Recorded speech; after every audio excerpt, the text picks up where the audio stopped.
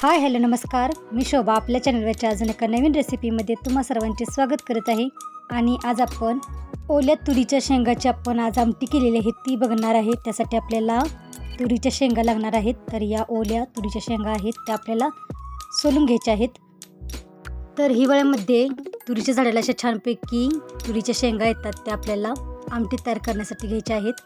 तर तुरीच्या शेंगा आपण सोलून घेतलेल्या आहेत.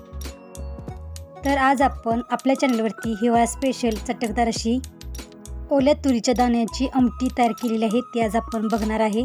त्यासाठी आपण तुरीच्या शेंगा सोलून गरम कढईमध्ये परतून भाजून घेत आहे.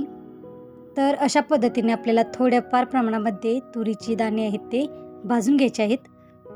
आलं, हिरवी मिरची, लसूण, जिरे आणि कोथिंबीर यांचा आपण मसाला तयार करून घेणार आहे. तर अशा पद्धतीने आपण तुरीचे दाणे आहेत ते भाजून घेतलेले आहेत. त्याच कढईमध्ये आपण एक कांदा आणि अर्धा टोमॅटो आपण परतून घेत आहे. तर हे आपण मिक्सरला बारीक करून घेणार आहे. यामध्येच आपण हिरवी मिरची, अद्रक, लसूण, जिरे आणि कोथिंबीर हेही आपण भाजून घेणार आहे.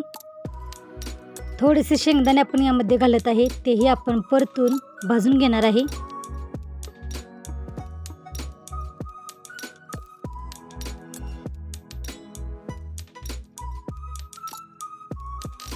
थोडेसे ओल्या कोथिंबीरचे देठ आहेत तेही यामध्ये टाकून परतून भाजून घेतलेले आहेत. यामध्ये आपण थोडेसे तेल टाकत आहे आणि हे सर्व साहित्य आपण परतून भाजून घेत आहे.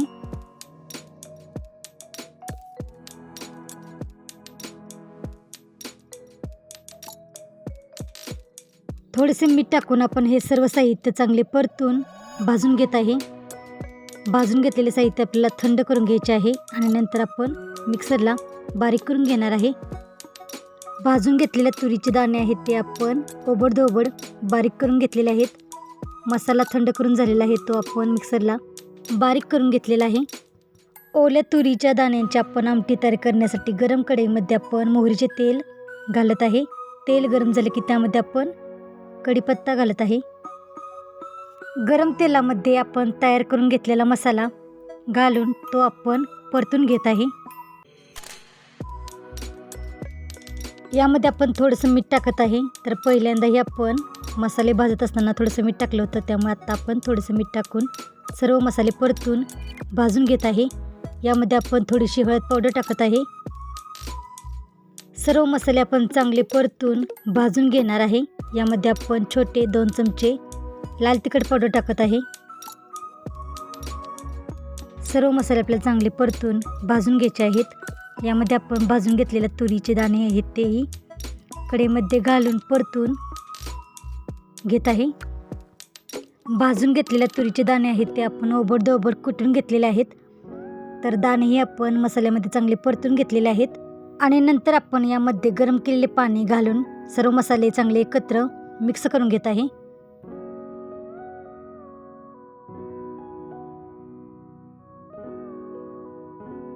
आमटी तयार करण्यासाठी आपण गरम केलेले पाणी घालत आहे.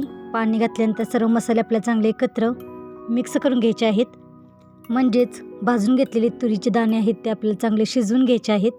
म्हणून आपण झाकण ठेवून 10-15 मिनिटे आमटी चांगली शिजवून घेणार आहे. झाकण ठेवून आपण 10-15 मिनिटे बारीक गॅसवरती तुरीचे दाणे आहेत ते शिजवून घेतलेले आहेत.